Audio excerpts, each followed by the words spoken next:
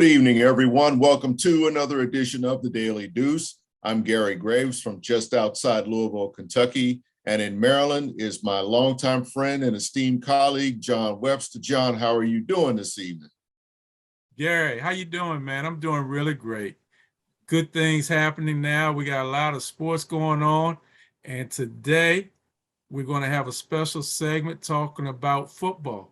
But before we do that, Gary, I want to give a special kudos to one of our first guests that we had on the Daily Deuce, Dale DeBerry. He was inducted into the High School Football Hall of Fame at Fairmont Heights High School. Quite an achievement, quite an honor. Congratulations to Dale DeBerry for going into the Fairmont Heights High School Football Hall of Fame. Keep up the great work, Dale. All right, congratulations, Dale. Today, we have a special show. We're going to start our segment where we're going to be talking about the NFC East. The first team we're going to talk about in the NFC East is going to be our own Washington Commanders. And we're going to do an analysis of them and how we think they'll be this upcoming season.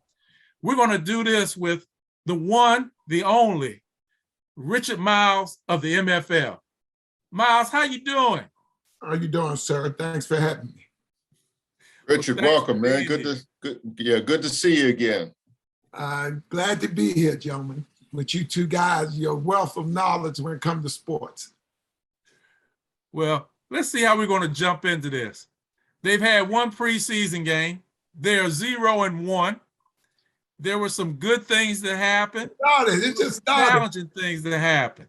Where do you want to start, Myles? How is this going to play out for the Washington Commanders in their inaugural season with their new nickname, the Commanders? Well, I still think they should have just kept the Washington football team, which I gave them that name. I think they changed it because I came up with the name, believe it or not. But no, I won't draw conclusions on a preseason game because remember, the starters only get a few plays, and, although their starters get a few plays too with the Panthers. But no, I think that, and remember I told you something a while ago, Mr. Webster, that Carson Wentz is a great train robbery. And I told that years ago with Sonny Jurgens and Norm Snead. Remember what happened, the rest was history. That's still a train robbery. Watch. Give him an opportunity to play. Remember, it wasn't his fault the coach didn't get in the playoff. He's one man. He can't play defense too. But looking at them, I think you can't assess what they got in terms of what they're going to do because you're just looking at players. So I wouldn't draw no conclusion right now. Let me back up for a second because I want my colleague, my good friend, Gary Graves, to understand what you just said. And I just want to replay this for you, Gary. Myles just said that there was a great train robbery that happened with the Washington Commanders by getting Carson Wentz. He basically is comparing this trade to when the Washington team traded Norm Snead for one Sonny Jurgensen. Am I misquoting you, Myles? No, you're not. Because think about it, man. A long time ago, Sonny Jurgensen didn't know he was traded, and everybody thought they was getting a better quarterback than Norm Snead. But you see what happened. So all I'm saying is, I'm a homer. I'm gonna get mad with them if they're not doing what they're supposed to do or not playing to their full potential. But right now, I still say Carson Wentz is a sleeper. I'm glad they better be glad they have him. And then from the looks of that third string quarterback, and Heineke did well. So I wouldn't draw no conclusion right now. I don't know why people would even think about panicking at this point in time. Let's just be real. I'm gonna let them have it if they're wrong, Mr. Webster. I know, but I just want to get Gary's opinion on this train robbery. That's what I want to get. Well, I think it's an interesting comment because, and I'm not going to say that he's necessarily wrong because you look at Wentz's age. I think there's still enough quality years left for him, and a lot of times I've always felt like when it comes to pro football, maybe even with pro basketball, a lot of it is who drafts you, whether the situation works out or not. It was working out in Philly, and then he just got hurt. I mean, it's just like one of those Wally Pipp situations where, a Lou Gehrig comes in behind him and the rest is history. Last year, I don't even know what you can make of last year. It was a new start for him. I mean, well, number one, let's face it, he had to get out of Philly because they really had no place for him. They had moved on almost immediately after he got hurt and everything happened with Nick Foles. So you knew it was just a matter of how were they going to pay him? And then when they figured they couldn't pay him, then they unload him. Why it worked didn't work in Indianapolis is beyond me, but they got him. I mean, what they needed wasn't an established quarterback. You can say whatever about Ryan Fitzpatrick. I'm trying to think of who else they picked up. I mean, Ryan Fitzpatrick, yeah, he was serviceable, but he wasn't a star. Then he got hurt, and Heineke is still a serviceable quarterback. I still think at some point he's going to get a few starts, for whatever reason. But getting a Carson Wentz and might look like, well, we need a warm body back there, but I still think that there's some football left in him. So it could end up being that great train robbery. And I never thought that I would say that about Carson Wentz. I don't think he's a bad quarterback. I think he's just had some misfortunes beyond his control. And he's just never really gotten back to that point. The question in Washington is, how patient will the fans be? How patient will the media be? And really, more importantly, how impatient or patient will the coaching staff be? Can he win games? If he can show that he can win games, then all are good. With Washington, I don't think the bar is really that high. I really don't. In that division, you could still make the playoffs. I still think it's probably Dallas's or Philadelphia's to lose. But if you can win 8 games, have a chance at 9 games, which I think this team is capable of doing, I think that's a win for them. That assessment you gave, if you don't mind me just butting in for a minute, Mr. Webster, think about this, gentlemen. The pressure's on Philly and Dallas, not on Washington. Remember that. And Washington is the most dangerous team in the division because nobody expected them to do anything. Just like the year before when they won the NFC championship, who would have thunk it? Tell the truth, right? Think about that. So now they do not have any pressure on them. They got a bona fide star quarterback, a big guy with a rifle arm that can run, that can move. So what I'm saying to you is, this gonna make everybody mad. Washington Commanders still NFC East. Remember I said that, maybe y'all invite me back on the show. He said, watch the Washington Commanders steal the NFC East. Remember I said that now, okay? Because ain't no pressure on them. So nobody expect them to do nothing. And one thing, as you guys know, when you just disrespect the team and think they're not going to do it, I mean, them guys taking this personal. So, and they're going to take it one game at a time. Ain't nobody going to pay no attention to them. And before you know it, because anybody they play, they don't give them a dogfight. And think about it. They got the weapons to score, okay?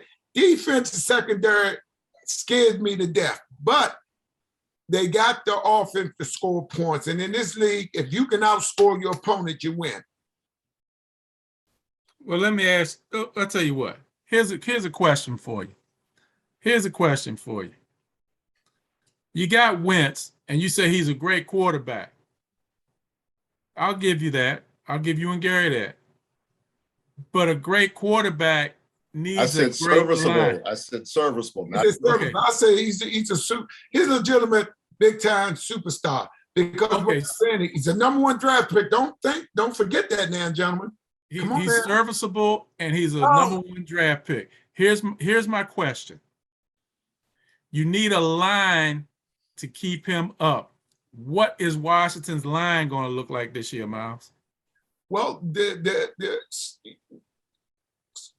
school is out on the line, as with a lot of other teams in that NFC East. You can say the same thing about Dallas. We don't know. We know Philly got some horses up there, but they not a qualified championship offensive line. They got the pieces that they putting together, but what looks good on paper don't necessarily look good on the field, because when you draw symbols on the paper, they don't move. You got to move them, But in this game, you never know what happened. Think about the unthinkable, injuries. So they got a chance to steal the NFC East. Remember that. So because you're raving about Philly, they talk down on, I think the kid that got up there, the quarterback is great, but Philly's not sold on him, the coaching staff. Every time you hear him talk about something, they always talk about if he could do that, if butts and pots and pans, the world be a kitchen. Give the kid the opportunity to play. So the pressure is on him. The pressure is on Dak. The pressure's on Dallas. Nobody thinking about Washington. Tell the truth. Who cares about Washington? I agree with you wholeheartedly. I mean, having been up in New Jersey last weekend and, hearing the Monday morning quarterback and after their exhibition opener that, they were happy with the first team offense. Jalen Hurts, he got blasted on a cheap shot out of bounds play and everything, but came back and directed a touchdown drive and in his only series. The defense came up with a turnover. Of course, they lost the game, but of course, that happens in preseason. But all they were really concerned about were how the ones looked in their time on the field, and they should be encouraged by what they saw from Hurts and what they saw from the defense. But what you said, Richard, is so true. They are still very, very uneasy about Jalen Hurts. Why? I don't know. I mean, in my opinion, he's not being given the same, I'll say, opportunity or time to develop. And it's like he can't make mistakes. It's like he's got to be perfect right away. You can say whatever about Philly fans and their impatience, but I feel like in a way it's like, why is he getting a shorter leash than, say, Wentz or Foles or anybody else who has been a starting quarterback there? The guy is athletic. The guy, I don't think Hurts has the greatest arm in the world. We don't really know that, but that's something I think he's really got to develop.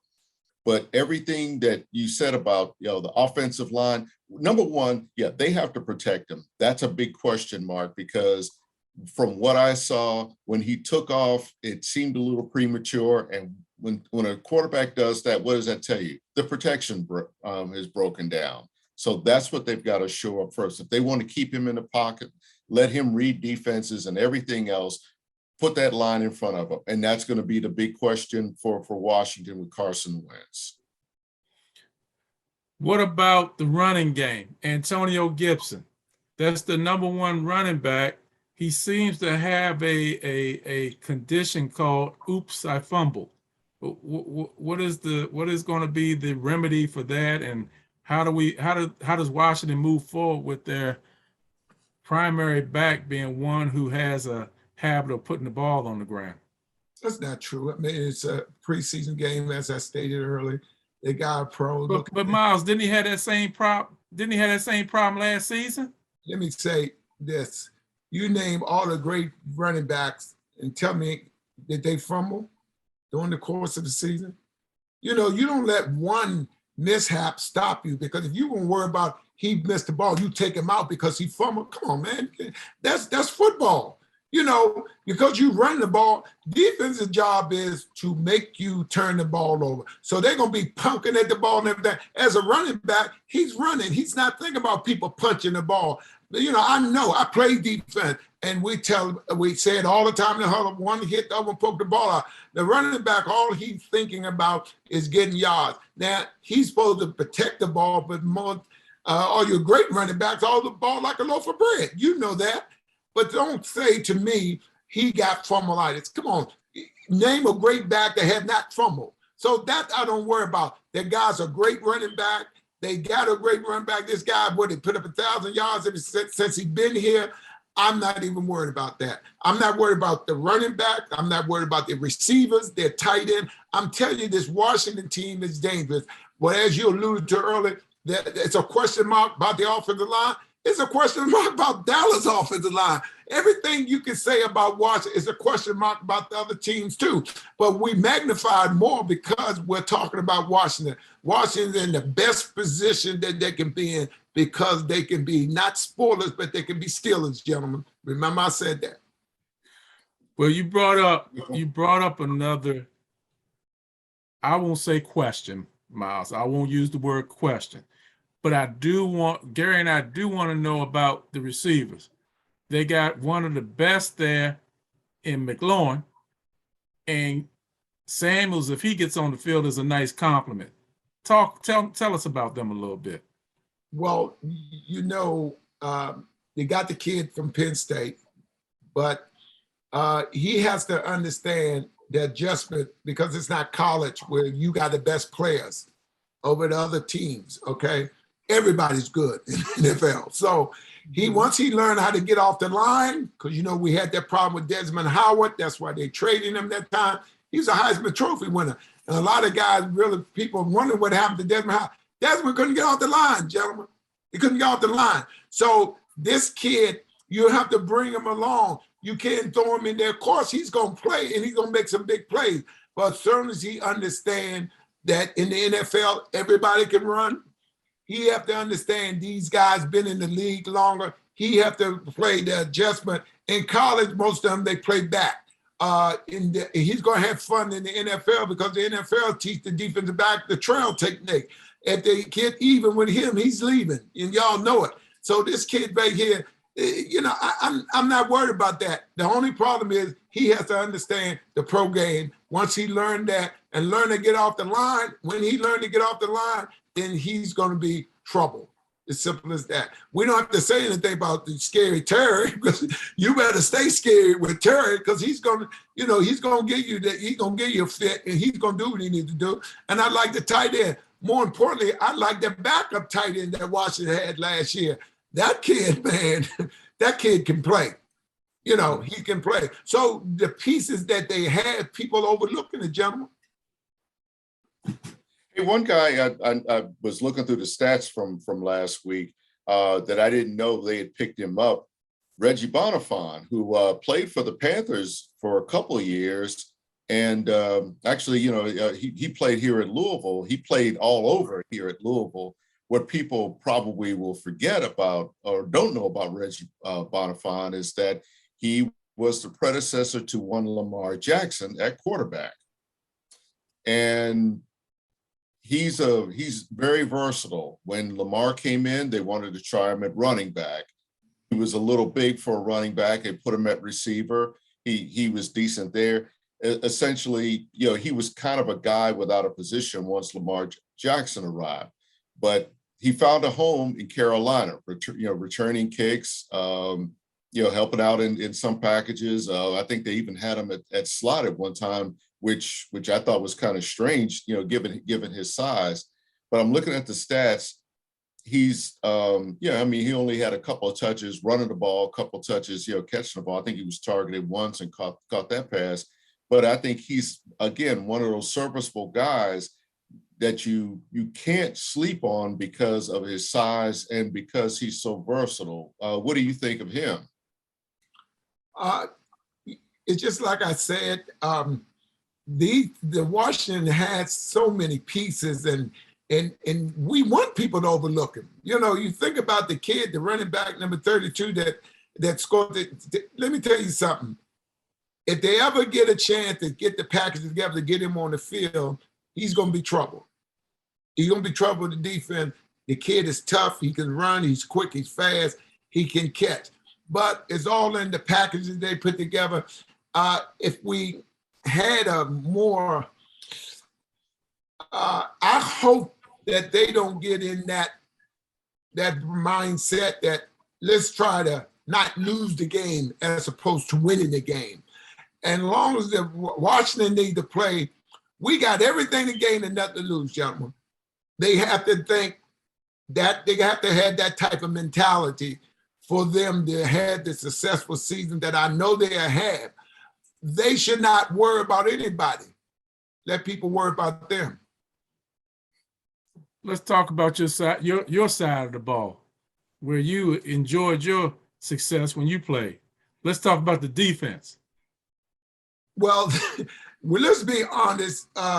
We get a definite D for that. When and by no means when a guy playing at a level, at the top of the level of a professional sports, then you can't take that light. But when your star player named Holcomb, your best linebacker named Holcomb, then you have a problem there. And that's not because I'm being racist or anything. And the guy can play, but he's not he's not that linebacker. He's not, he's him, not them, if y'all know what I mean by that. Also, the secondary scared me to death. Then when you look at what defense are they playing, Mr. Webster? Can somebody tell me that? That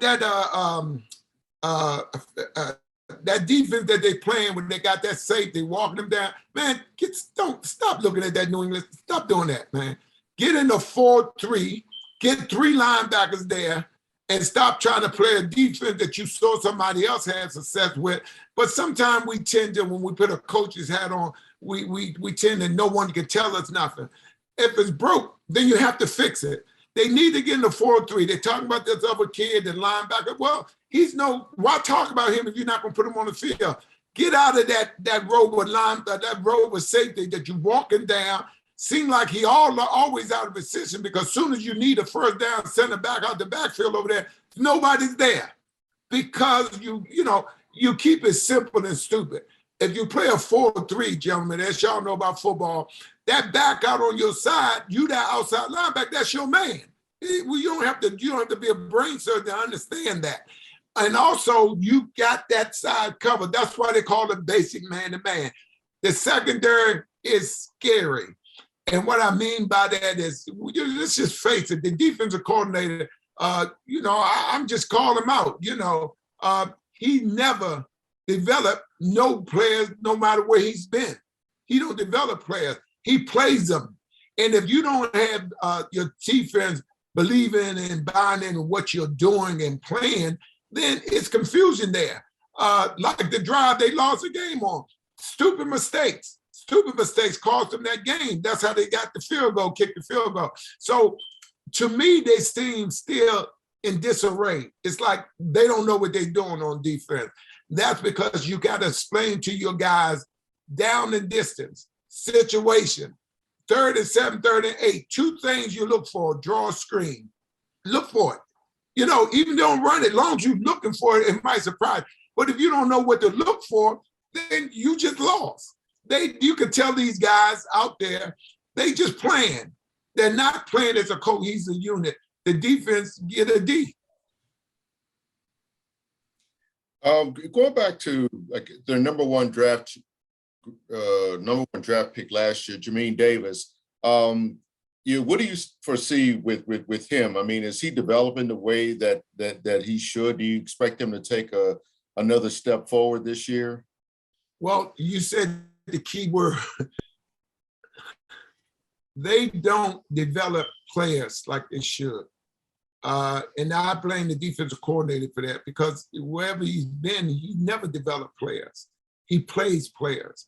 And if you don't develop a guy, then it's not fair to that individual. So no, because the only way you get an opportunity to develop, you have to play, right? If you don't play, you're not going to develop. You have to make the mistake so you know the mistake that you made. But if you never get out there and you're watching the game, watching the game and playing is 2 different things. You have to understand the game. You have to be confident in what you're doing, and you got to understand the scheme.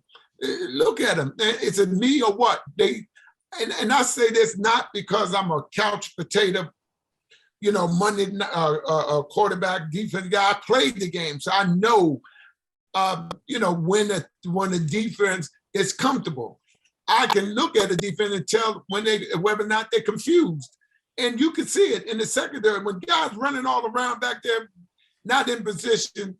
then you're in trouble. And if you look at them, they always look like they arrayed. They just don't, they don't know what they're doing, and that's bad. Rich, what is it with Jack Del Rio? I mean, this is a guy that was a pretty good defensive player.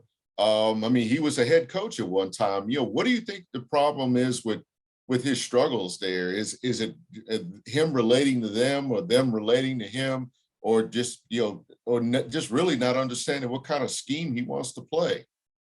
Well, you said it, sir, because you're a pretty good player, don't make you a good coach. And matter of fact, some of the worst players end up being great coaches. It goes back to what I said. I sound like I'm,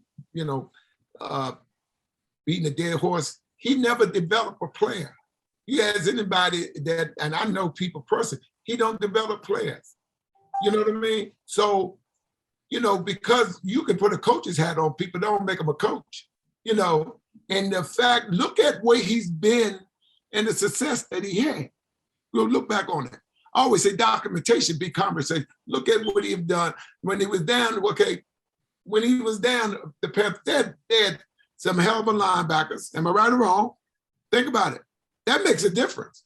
You don't have to be that good in your interior defensive line if you got some backers, if you got some dogs at the backer position, which he had. So let's don't give him credit for the players that he had. Not saying we don't have those type of players, but they have to be given an opportunity. You have to play these guys, let these guys loose, stop holding these guys. And to me, he's just not a good defensive coordinator, period. You get a job because of who you are and because you know somebody. That should not be the criteria for being a coach. Let me ask you this. You've analyzed the line, you've analyzed the offensive line, the defensive line, the running backs. You say they're going to steal it this year. Give me a rough record what you think they're going to be this year, Myles. Well, 17 game season. 17 games, realistic, they can steal 9 to 10 games. And so they could be 10-7. Yeah, and I'll tell you why, gentlemen. You know those saying, you just want to go to the dance. You might get lucky. You can't get lucky to do anything unless you're at the dance. So you get in the dance, buddy, you might get lucky. So just, in saying that, gentlemen, I give them 10. And if a lot of teams are not careful, they can end up 11 wins this year. And if they got in the playoff, that makes them dangerous, man. Because when you're in the playoffs, forget what went on during the regular season. It's one game, one and done. You ain't got to worry about next week we'll get them or this and that. So you just want to get in the dance, gentlemen. That's all you want to do. And you got them at either 10-7 or 11-6. Mm-hmm. You hear that, Gary? I hear that. What's the one thing though that really gives you optimism, for that kind of record? Because they're a lot better than people give them credit for. Those are all Americans on that defensive line, man. You know what I mean? Not only that, these kids can play. Whether are they buying into what Del Rio's saying? I don't know, but they playing from here, man. You guys got pride, man. And look at them. They know they was a lot better than people, gave them. I think they had more people should have made all pro on that line. Number 90 should have made all pro. I don't care what nobody say. So you looking at that, there's a lot on those young men. So what makes me optimistic about them is they're a dangerous team and they're a lot better. Look at that line, man. Look at that line. Come on, man. Look at that line. Put them up against any defensive line in the daggone NFL. I don't care what nobody say. Look at what they got, man. Size, speed, technique, dogs, man. But if you don't have somebody behind you, case that hole do crack, because, don't care how good you is. And it's hard to be perfect in an imperfect world. If they had some dogs behind them, we can even get away with the secondary. But the secondary is the Achilles heel of them. But like I say, I compensate that with Carson Wentz. Because if you can outscore people, your defense can be so-so. Wow, that's that's pretty surprising. I mean, the things that you say in terms of that optimism. I guess the biggest thing for me, the reason why I'm optimistic of an improvement in last year, maybe is the fact that they have an established quarterback, and you can call him a retread if you want to, but it's a superstar, man. Yeah, it's just like they need somebody. Well, what they've had back there, even with Tyler Heineke, it just isn't getting a job done. So maybe you going after a proven commodity really can make a difference for them. What do you think, John? It's going to be interesting. Myles has definitely broke it down for us today. And he definitely sees a positivity of a winning team this year with the Commanders. He says that they're either going to be 10-6 or 10-7 or 11-6. We're going to see. But I tell you one thing, this has been a fast-moving 30 minutes. Myles, thank you for coming in and doing our first analysis for the NFC East. Our Washington Commanders. You put it all in the pudding. Now let's see how the pudding comes out. Thanks a lot, man. We greatly appreciate you. Thanks for having me. All right, yeah, Richard, I'll tell you, you've given me some things to think about and look at with this team this year. We appreciate you. Yeah, it's no pressure on them. And it's easy to do your job when there's no pressure on you. You can show up and show out because no one's expecting you to do anything. So therefore, the pressure's on them, not you. And, I tell people, and I think that's, all these different journalists and all these different so-called experts they're not looking at that. That's that intangible that people forgetting. They talk about all these other people. And that's where you want to be. You don't want people talking about you because you and I know when people talk about it, then they're looking for you. Okay. But when they are watching, okay. They got a funny name. They think they're in the Army, okay? But it's a different thing when you're on that field. See, reality sets in when you actually playing. And you say, wait a minute. I think, man, we should have took these people a little more serious. But it's too late there. So, I say that and I'm very critical of them, Mr. Webster. And that's just my personal opinion. And, it's just like people backside. Everybody have one. But, that's just mine. And I'll change the subject for a minute. I was down in Kentucky. Did you tell him, Mr. Webster, I was looking for you? We were down there for Kentucky Derby because I was down there. I talked with your lieutenant governor down there. She was real nice because we're talking about putting a franchise down there. And people was excited about it. So I just want to let you know ahead of time we might be coming your way. All right. I'll be here. I'll be looking for you. Absolutely, yeah. It was nice. First time coming to the Kentucky Derby, but it was nice, and we had an opportunity to talk, and people were very serious about it. Because the only thing you got down in Louisville and all that, but after that's over, then what you got? Nothing. Imagine a minor league professional team down there. So people, they was very serious about that. Talked to a lot of ball players down there in the different schools down there, and they thought it was a great idea. What's the linebacker name from Kentucky with the 6 fingers? Oh, J.J. Weaver. Yeah, I met him. I took pictures. I think I sent it to you, Mr. Webster. You're a nice kid, big kid. Some of the other kids, they were like, hey, this is nice. I never knew about this. So, just the laboratory of change is here with the MFL. But like I said, I'm always a pleasure to come on the show, Mr. Webster, because, Mr. Webster don't know what he's going to get out of me most of the time. I know he's sitting there a bit. And I would like to have both of you guys on my show. Matter of fact, I'd like y'all to come on together inside the MFL. So, I like to send that to you and Mr. Webster, have y'all come on. All right. We'd love to do it. All right. We appreciate it. Richard, thank you so much for your time and your insight. We thank our producer, John Pitt, for making it look and sound good. Folks, we'll see you again next week and maybe even sooner than next week. In the meantime, watch plenty of sports. Enjoy the rest of the summer. We'll see you next time. Take care. Yeah.